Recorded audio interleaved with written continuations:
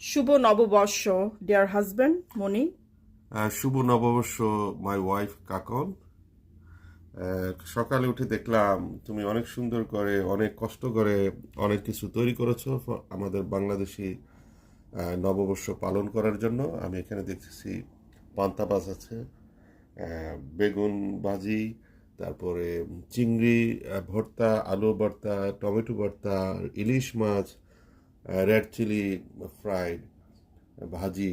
Thank you for everything. Ah, ah, আমার মনে হয় এই নববর্ষটা আমাদের জন্য একটু আলাদা।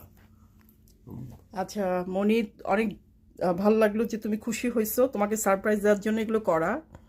আম, এবং তোমার জীবনটা অনেক সুন্দর হোক এই বছর।